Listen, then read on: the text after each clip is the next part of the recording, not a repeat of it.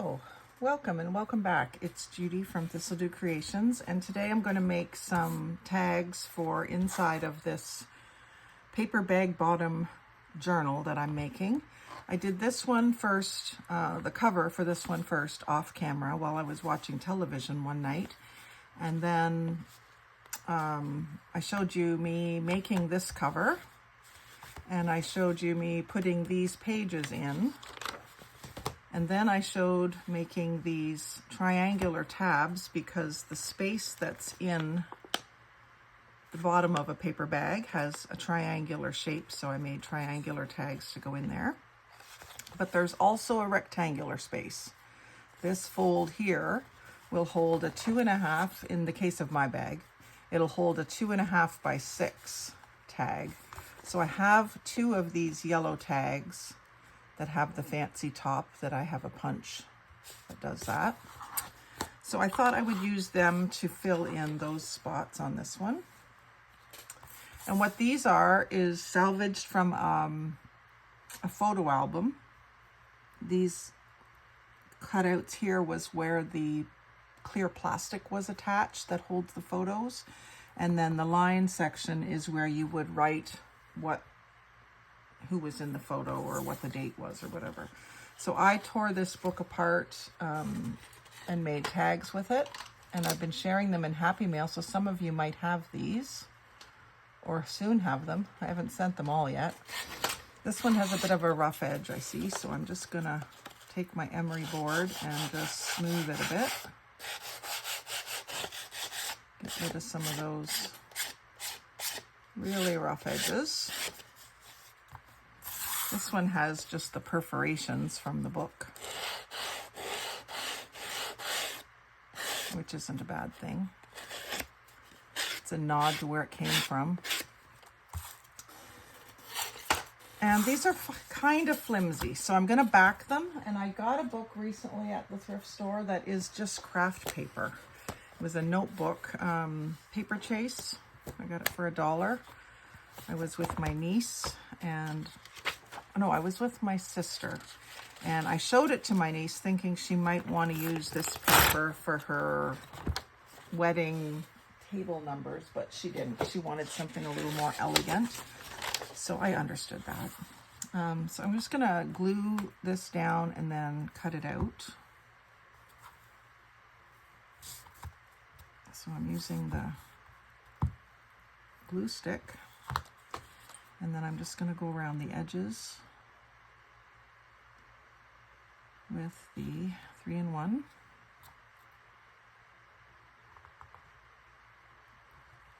Just going to do a little bit down at the bottom here because I might cut them shorter. I'm not sure yet.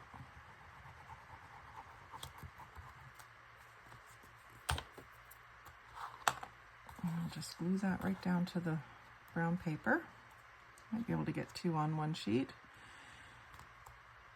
And if I line up the edges, I have less cutting to do. Actually, I wouldn't even mind a little tiny border, although I do have trouble keeping the border the same all the way around. So this is just going to give it a little bit more rigidity.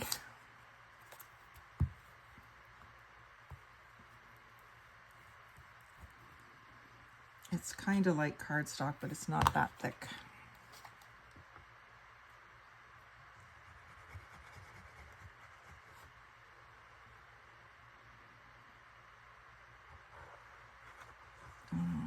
Will I try to use, I'm not sure if I want to use my punch again or if I'll just cut them freehand.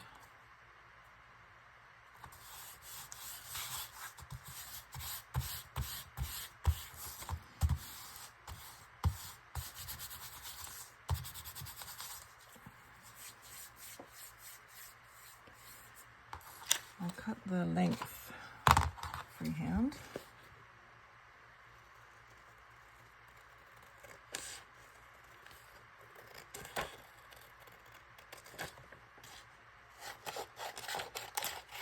Keep that strip.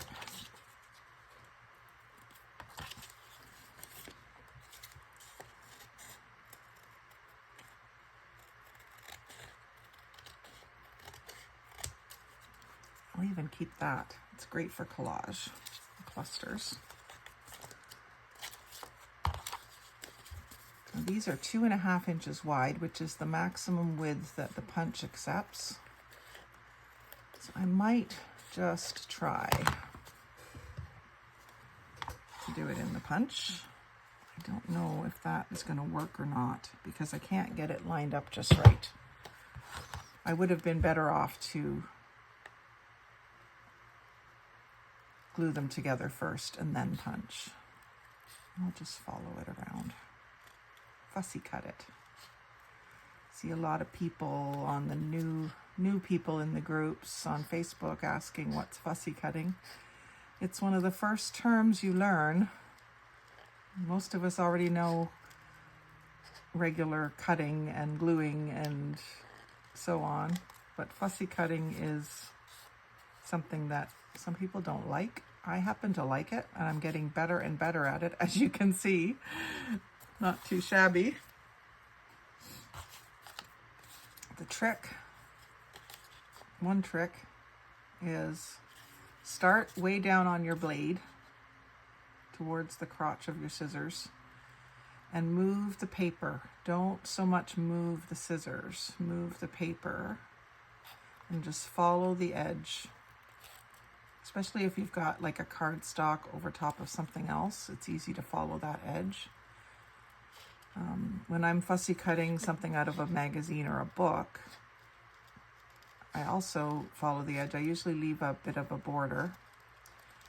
And the trick that I use, especially on circles, is to kind of hold the scissors out, pull out just a tiny little bit with your scissors so that they're not tempted to go in and wreck your circle or your curve, whatever you're cutting.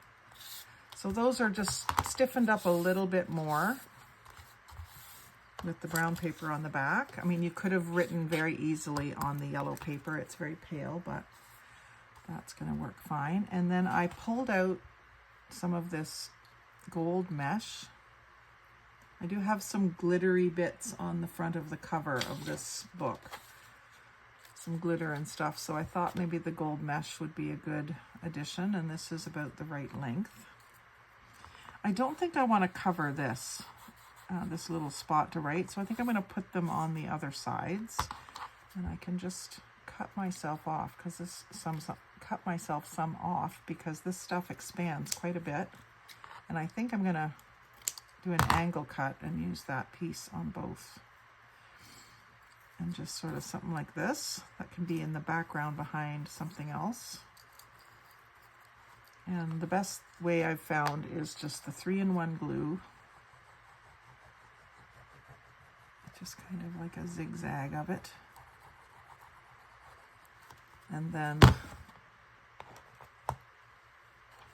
get your silicone glue tool. It's a face mask applicator. And just press that into the glue. You can spread it out a little bit if it needs it.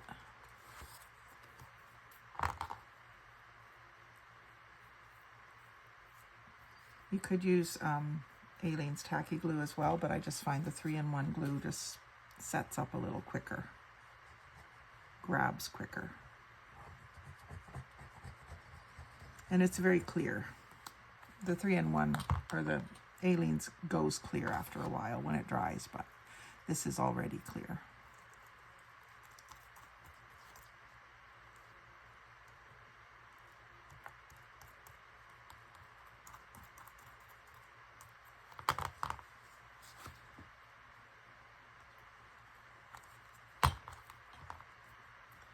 Now I've got that blue flower and some blue paper on the front of the cover, and the bird is blue. So I think I'm going to pull out my blue scraps here that I saved and layer some of those up on this. The blue and yellow, especially since they're the right tones, they're very complementary. So I'm going to ink that a bit because I've got a white edge there.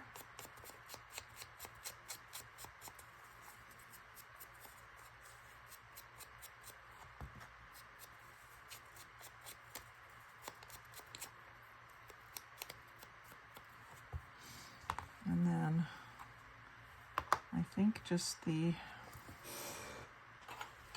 3-in-1. Just grabbing my tweezers because tiny pieces, and 3-in-1 is hard on your fingernail polish. It just takes it right off. I just did my nails. I'll put that right there. Just give it a little press so that it gets down through that mesh.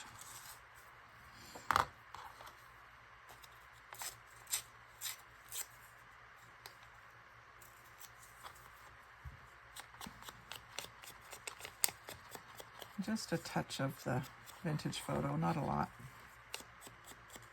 just to get rid of any white bits. On this piece, the white bits are on the back, so didn't need as much.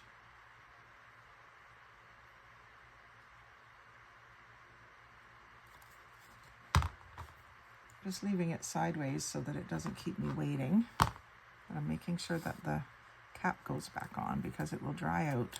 It's acetone based, so it dries out pretty quick. So that is a touch of the blue, and now let's find some flowers. Now we do have a little bit of purple and of course the pinks, which is already in the background here, but I was thinking I might use some of my new magazine doodles flowers on these, inspired by Linda Stiles. And then what else have I got in here? Maybe along the blue theme. I've got these. That's the right colors, isn't it? That could go along with that. Do I have another one of those colors?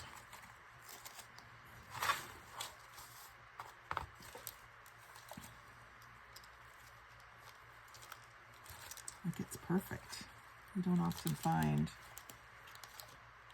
something so perfect.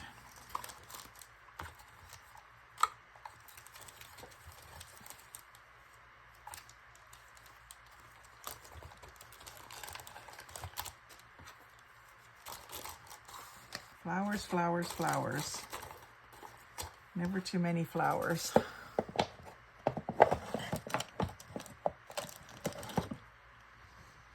And I think I'm going to go into my postage as well. Postage little box here and see, because I've got this, it's out of scrapbook paper, but there was some postage stamps that had the pink and the blue in them that I fussy cut out of scrapbook paper. That one's close enough. Of course, I've got all of my faux postage stamps that I made.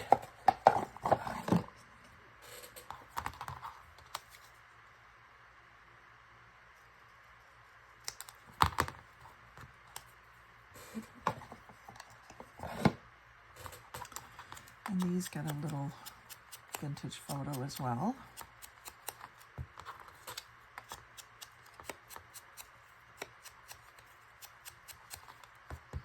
As do these die cuts. These I've had for about a year. I think it was Labor Day weekend, or just before Labor Day weekend, when my sister and I went to St. Jacobs last fall. And we hit every thrift store within a 100-mile radius, and then all the way home. Coming home from St. Jacobs to our house is about a 3-hour drive. We did it in 9 because we hit every thrift store in every small town. We didn't want to go on the 401 because of the weekend traffic. We were coming home on the Friday of the long weekend. So we instead took the back, Googled, used maps and told it to avoid highways. And so it took us on a bunch of back roads and small roads that went through small towns. So we went to every thrift store we could find on the way home. It was a lot of fun. My husband always brags about, you know, when he goes somewhere that he got there in a certain amount of time, and it's always like to make your time short. Well, my sister and I always brag that we did it We did the 3-hour drive in only 9 hours. And he just rolls his eyes. He knows why. And one time we took him with us. He came with us to West Virginia for our family event in the fall. And I don't think he was quite prepared for how much we shop when we go away. He was just itching to get home at the end of it, and we were not. We wanted to spend every last US dime that we had. It was so much fun, but he was frustrated, especially on the way home, because, you know, when you're heading home, you just want to get home. But no, we wanted to shop more, and he didn't. Of course, we won to some degree. He was driving, so we didn't win completely, but we did get to shop a little bit on the way home.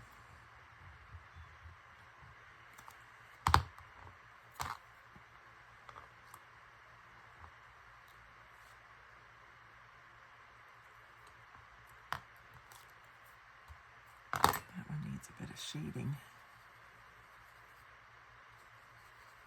It's just very flat. This one I did some shading in purple and added some glitter nail polish in the center. I can always go back and do that. I got the idea because these die cuts that I got on that trip, they had like glitter in the center of the flowers. So I thought I can do that with my glitter nail polish.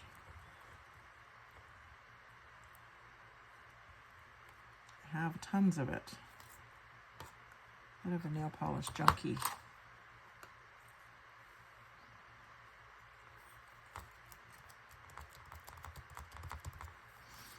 And then we've still got a little place to write on the front. We need to poke out our holes and put some little toppers on them. So let's see what I got for a hole punch here.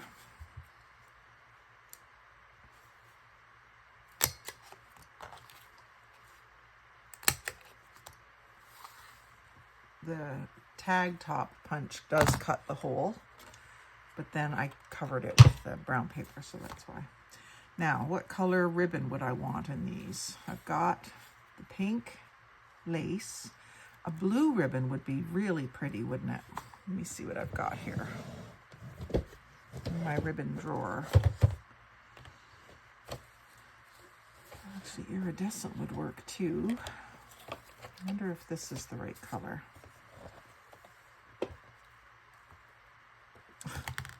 Doesn't want to turn over for me. Yeah, that'll work. I do have a small piece of it here. Let's see if I can use it up first. And I need to put more ribbons in my ribbon drawer. I just sort of started to sort them into there. I'm going to do these fairly short and just tie a little knot on the front side, I think. Maybe that's a little too short. Let's add a couple inches to that.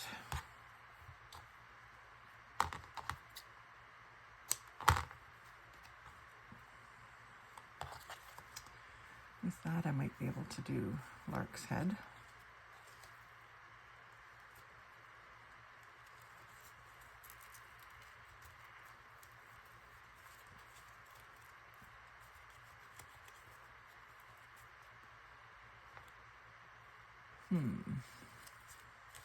One-sided ribbon.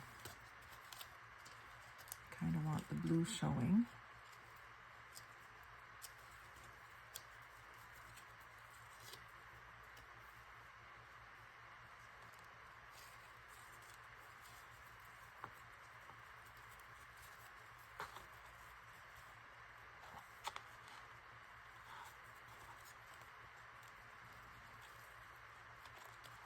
There.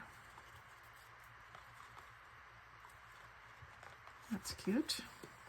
And then I'll round these bottom corners so that it slides in a little easier.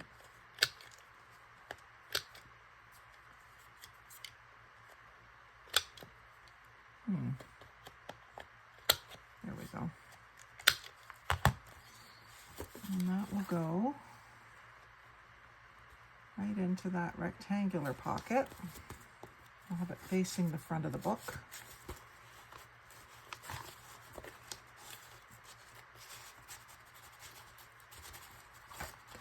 And that sticks out. I might want to move this tab, which would be better in the center here. I never thought about those things colliding.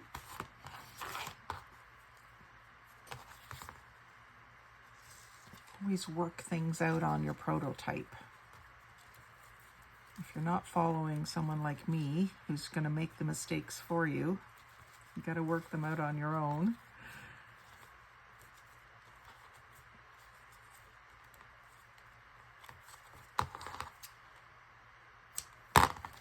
And then this one goes in the back. And I'll have it facing the back. I don't think it matters all that much. And that one kind of collides with that. So I should have moved my tabs on the triangular ones all down to the one end. But it's all good.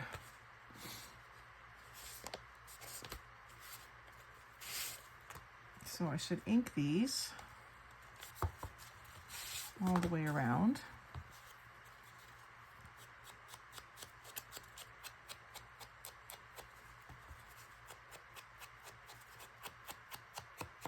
Oh, and I didn't round that one. And that.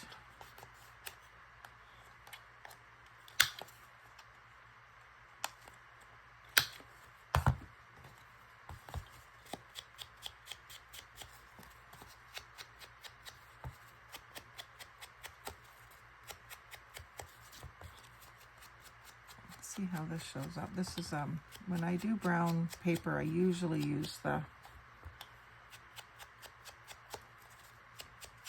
ground espresso, but this is showing up nicely. It's not too dark because this is a fairly pale color palette.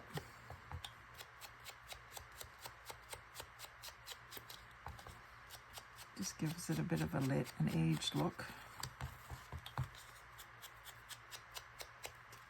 To me, it just finishes it off.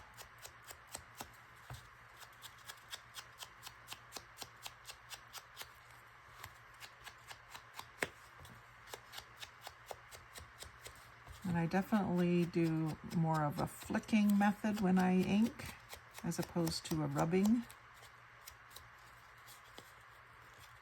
It's sort of the same way I peel my potatoes, with that flicking motion.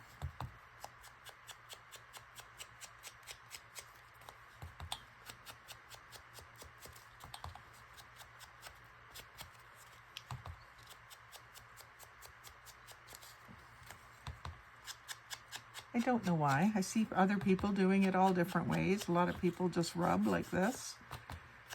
And I just always want to do this for some reason.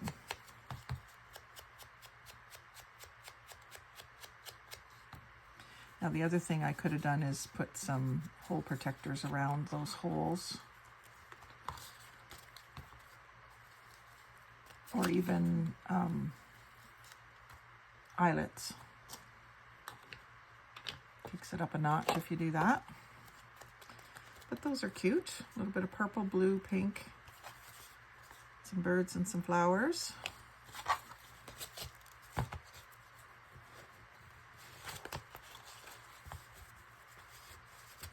Put it in its spot.